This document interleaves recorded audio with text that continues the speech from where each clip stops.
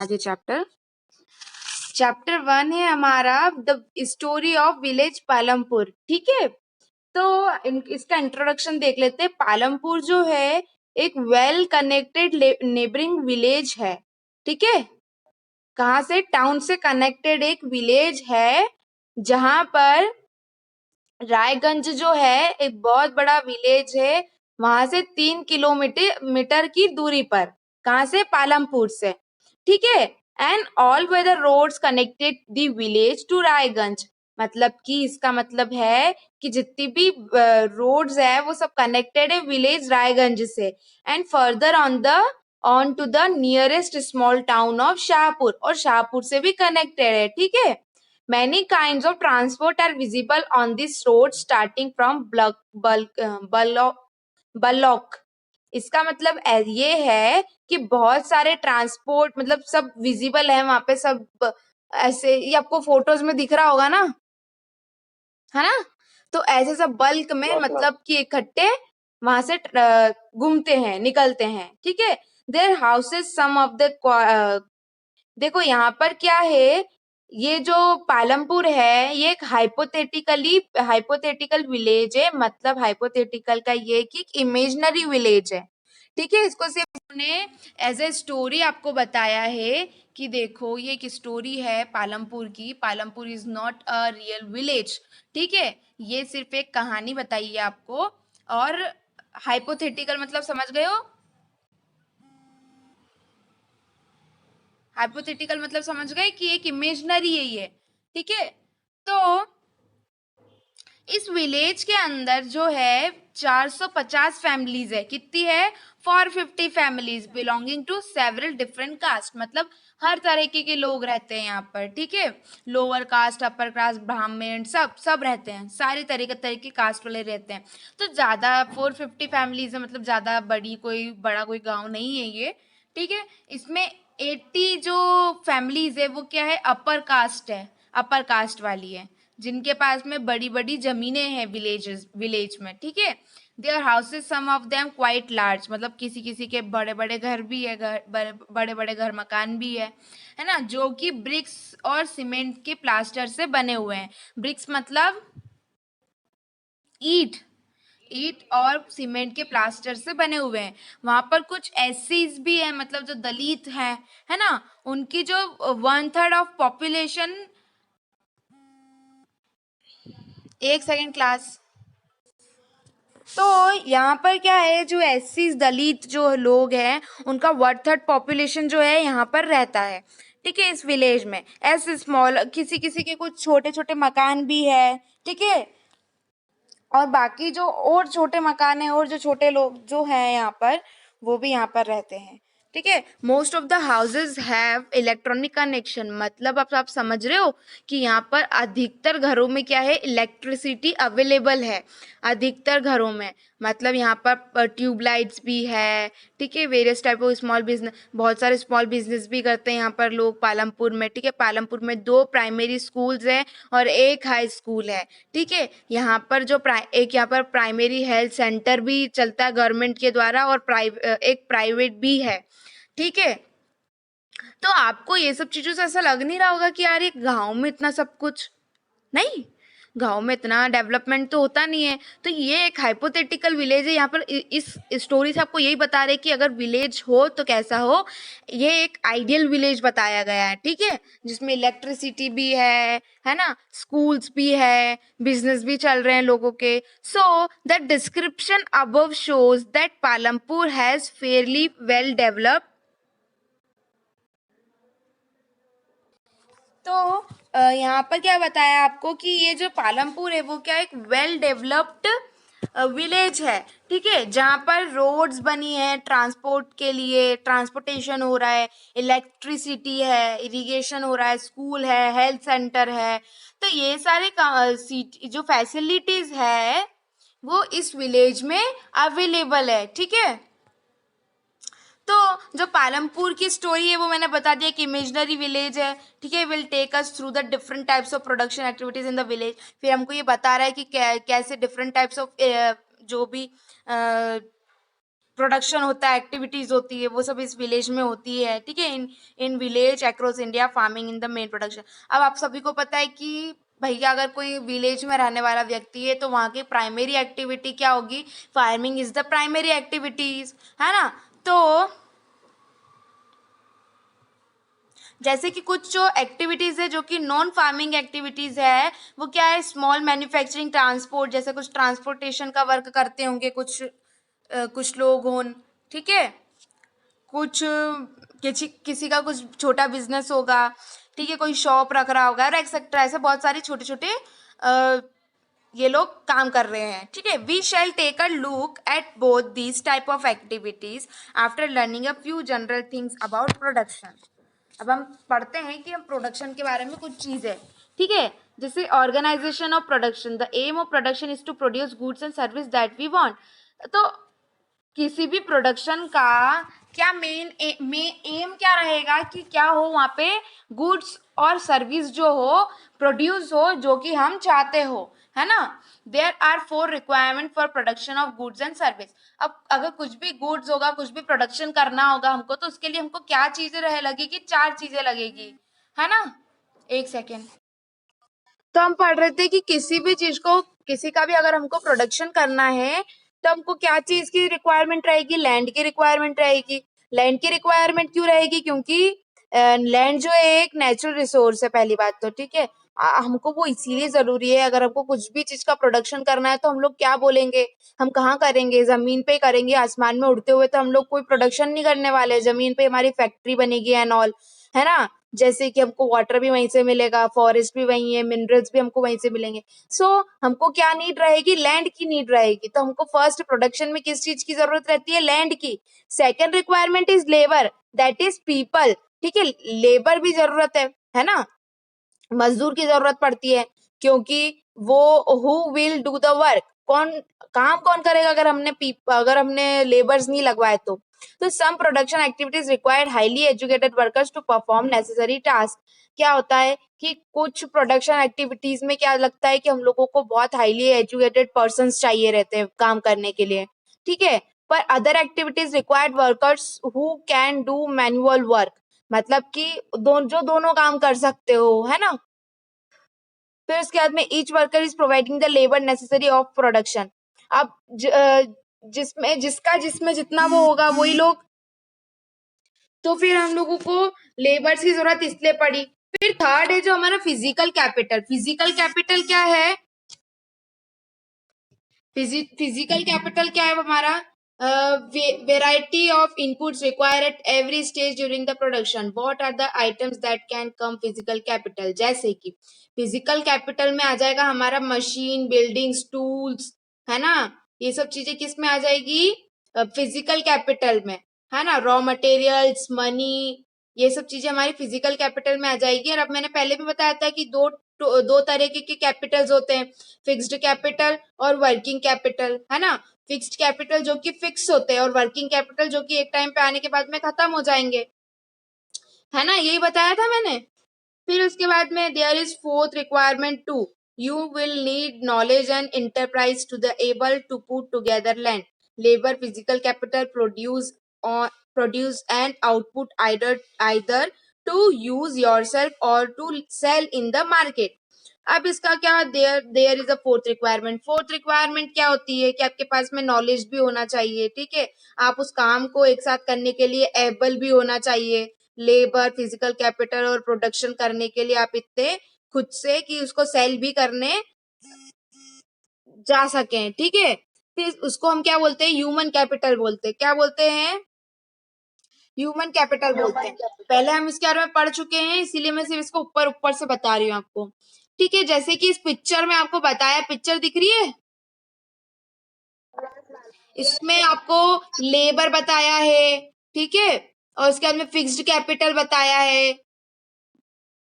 है ना। Fixed capital मतलब मशीनरीज, मशीन से वर्क हो रहा है वहां पे। Every production is organised by combining land, मतलब कि कोई सा भी अगर प्रोडक्शन होता है तो वो कैसे होता है, लैंड को कंबाइन करके, ठीक है। Labours, physical, very good morning, physical Capitals और तो यहाँ पर बता रहे, अब इन सब चीजों को क्या बोला जाता है, फैक्टर्स ऑफ प्रोडक्शन बोला जाता है ना। किस किस को, land, labour, physical capital, human capital, इन सबको क्या बोला जाता है, फैक्टर्स ऑफ प्रोडक्शन, है ना। आ रहा है समझ में। अब हम यहाँ पर देखा है कि पालमपुर में कैसे फार्मिंग होती है ना। अब हमने सब चीज देख ली, फैक्टर्स ऑफ प्रोडक्शंस भी देख लिए। अब हम देखते हैं कि पालमपुर में कैसे फार्मिंग होती है। तो लैंड इज फिक्स्ड, लैंड क्या है, फिक्स्ड है वहां पर। कैसे कि फार्मिंग जो है वो तो उन लोगों की क्या है,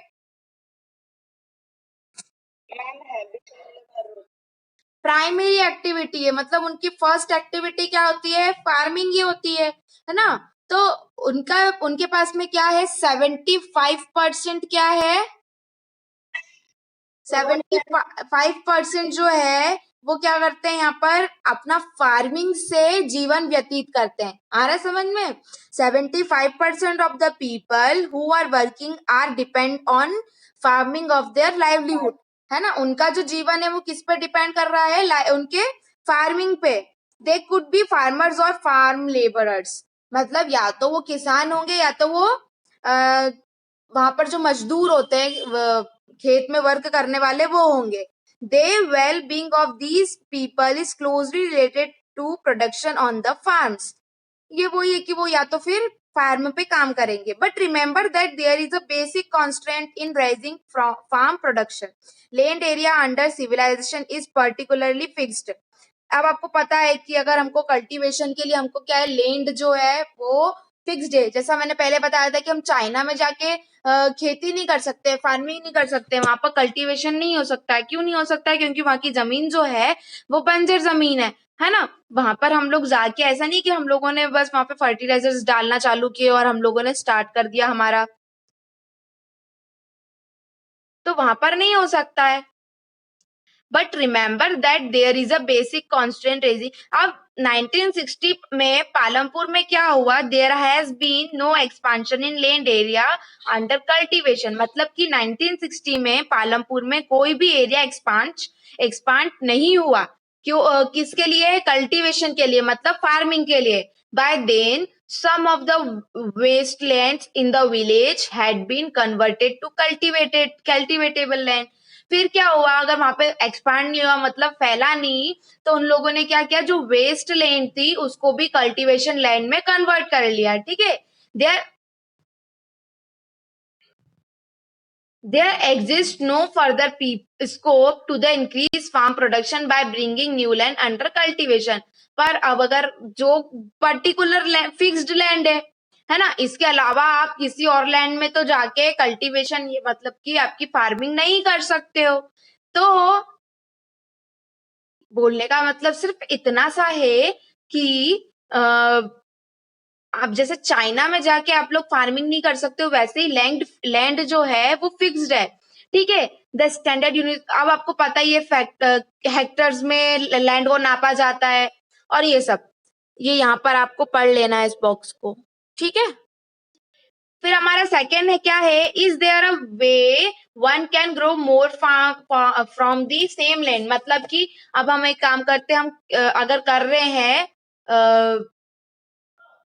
फार्मिंग कर रहे हैं, तो हम क्या सोचेंगे कि यार एक साल में हमारे पास में ज्यादा से ज्यादा फसल उगे, है ना, क्या हो गया, ज्यादा से ज्यादा फसल हो जाए। तो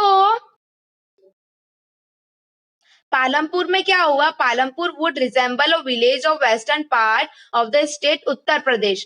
ठीक है। All land is cultivated in Palampur, सारी जो लैंड, पूरी जितनी भी लैंड थी पालमपुर में वो सब क्या थी, कल्टीवेटेड लैंड थी। No land is left idle, मतलब कोई भी लैंड को उन्होंने छोड़ा नहीं था। ठीक है। ड्यूरिंग द रेनी सीजन, मतलब उसमें बताया कि खारिफ क्रॉप्स जो है वो फार्मर्स जो थे, मतलब जैसे ज्वार बाजरा ये सब वो लोग उगाते थे। This plants are used as cattle feed, मतलब उन लोगों को क्या किया जाता है, कैटल फीड, मतलब कि कैटल का खाना बना के दिया जाता है। ठीक है। फिर उसके बाद में it is followed by cultivation of potato between October and December. फिर वो क्या करते हैं, किसका कल्टीवेशन, किसकी खेती करते हैं, पोटैटो की। कब करते हैं, अक्टूबर से दिसंबर में करते हैं।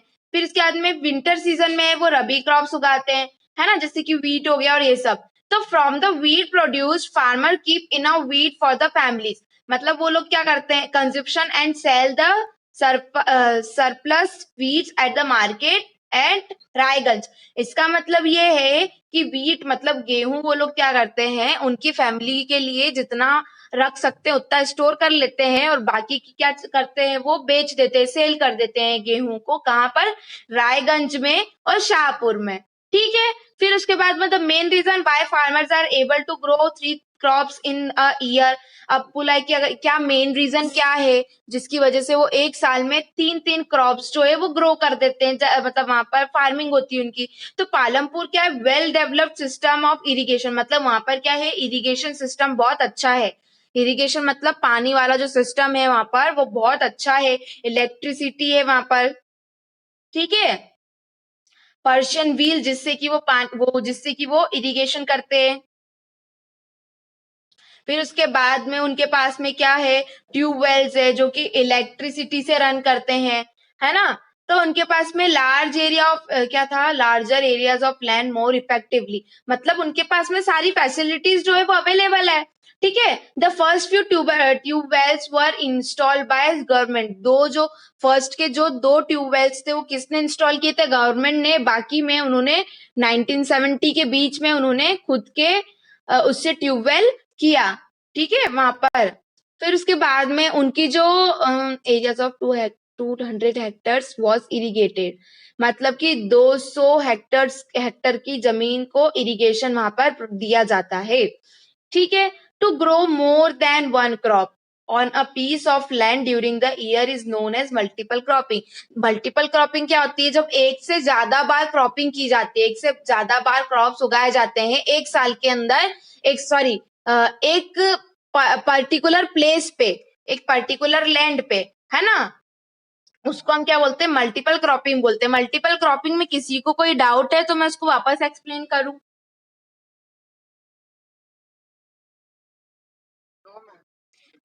मतलब इतना समझ में आ गया ना कि एक से ज्यादा जब क्रॉप्स ग्रो करे जाते हैं अ पीस ऑफ लैंड पे, मतलब एक ही जगह पे, तो उसको हम क्या बोलते हैं? Multiple cropping. It is the more common way of increasing production on a given piece of land. All farmers in Palampur grow at least 2 crops. Many are growing potatoes as the third crops in the past 15 to 20 years.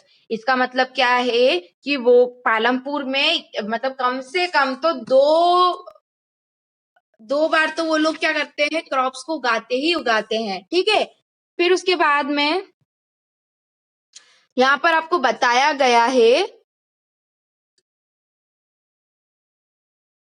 इस graph में कि जमीन कैसे कैसे बड़ी, फिर एक जैसी, मतलब कोई वेरिएशन नहीं आया, है ना। इसमें बताया गया है जैसे कि 1950 से 1951 तक हमारे पास में कितने हेक्टर्स जमीन थी? 129 हेक्टर्स जमीन थी।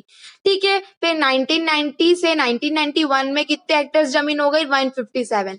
तो ऐसा इसमें बताया गया है पूरे टेबल में और ग्राफ में। तो is it important to increase the area under irrigation? Why? ये क्वेश्चन ये है कि क्या जरूरी है कि हम इरिगेशन को बढ़ाएं किसी भी पर्टिकुलर एरिया में?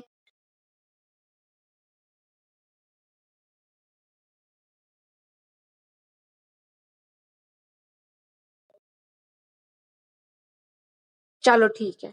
आप एक काम करना, जो ये आपको दे के रखा है ना टेबल,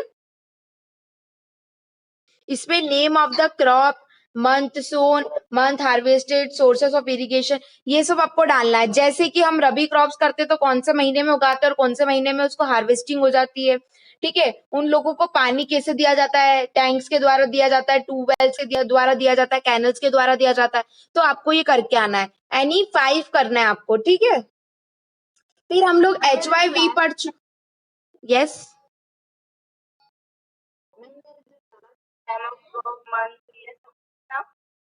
हाँ, मंथ मतलब कि मंथ सोन मतलब जिस महीने में उन्होंने उगाया। ठीक है। मंथ हार्वेस्टेड मतलब जिस महीने में उन्होंने उसको हार्वेस्ट किया। हार्वेस्ट करने का मतलब होता है कि जब फसल उग जाती तो उसको काटते हैं ना, वो। ठीक है। ओके। तो फिर हम देख रहे थे यहाँ पर HYV मतलब हाई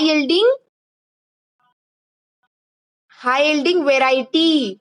है ना। ये ग्रीन रिवॉल्यूशन में ये चीज आई थी, ये एक सीड, मतलब ये इसमें क्या होता है ग्रीन रिवॉल्यूशन में 1960 में आई थी ये। तो इंडियन फार्मर्स ने क्या किया, व्हीट और राइस को उगाने में इसकी हेल्प ली। ठीक है, अब इससे क्या होता था, मतलब ये अच्छा तो था कि हमारे यहाँ पर बहुत जल्दी जल्दी क्रॉप्स उग जाते थे और सब कुछ हो जाता था, है ना। मॉडर्न फार्मिंग में क्या हुआ, पहले हम लोग क्या करते थे कि दो गाय आगे बंधी रहती थी और फिर हम हल चला के पूरा खेत को ऐसे करते थे। मॉडर्न फार्मिंग के में क्या हुआ कि हमारे पास में मशीन्स आ गई, ट्रैक्टर्स आ गए। ठीक है, हमको ट्यूबवेल से निकाल निकाल के पानी डालना पड़ता था, पर फिर क्या हुआ, पंप साइड मतलब इलेक्ट्रिसिटी से हमारे पास पानी आने लग गया।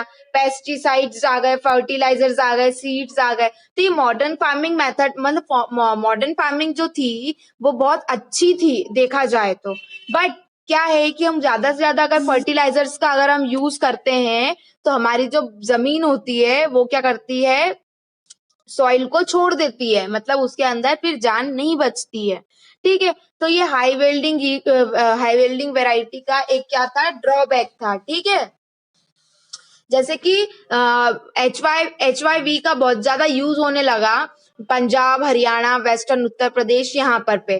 ठीक है, यहाँ पर पे क्या किया गया, लोगों ने बहुत ज्यादा यूज करना चालू कर दिया इन सब चीजों का, है ना। जिससे क्या होता है, उनको पानी बहुत ज्यादा लगता है, ये वाले सीड को, एच वाई वी को बहुत ज्यादा पानी लगता है। ठीक है, तो फिर उसके बाद में इस मॉडर्न मेथड को थोड़ा उन लोगों ने क्या किया, थोड़ा यूज करना कम किया। ठीक है, जैसे पालमपुर में क्या हुआ, wheat grow from the traditional varieties was 1300 kilometer per hectares with HYB seeds. The yield went up to 3200 kilogram per hectares. There was a large increase in production of wheat. Farming now had greater amounts of surplus wheat to sell in the market. अब इसके अंदर आपको ये तो समझ में ही आ गया होगा, जब उन्होंने HYB का यूज करने लगे तो जहां वो 1300 किलोमीटर पर हेक्टर्स उगा रहे थे, वहां पर उनको कितना मिलने लगा, 3200, है ना। तो उन्होंने क्या करना चालू किया, फिर फार्मर्स ने ज्यादा से ज्यादा उगाना चालू किया और ज्यादा से ज्यादा सेल करना स्टार्ट किया। ठीक है, इतने में किसी को कोई डाउट है? जैसे कि पहले प्रोडक्शन क्या होता था पल्स का, और यहाँ पर आपको नीचे टेबल में देके रखा है कि पल्स का पहले प्रोडक्शन कितना होता था, 1965 से 1966 में 10% उनका प्रोडक्शन होता था। ठीक है, फिर 1970 से 1971 पे 12 हुआ। अब इधर अगर हम व्हीट का प्रोडक्शन देखें, क्योंकि इनने HYV सीड जो है वो कहाँ यूज किए थे, व्हीट और राइस के लिए यूज किए थे। तो वहां पर प्रोडक्शन देखा गया, तो क्या देखा गया वहां पर कि 1965 से 1966 तक कितना, 10% वीट का प्रोडक्शन हुआ। फिर 1970 से 1971 तक 24, 36, मतलब ऐसे कैसे क्या हो रहा है, बहुत ज्यादा इंक्रीज हो रहा है ना। आया इतने समझ में? अब हम कल पढ़ेंगे विल द लैंड सस्टेन। ठीक है,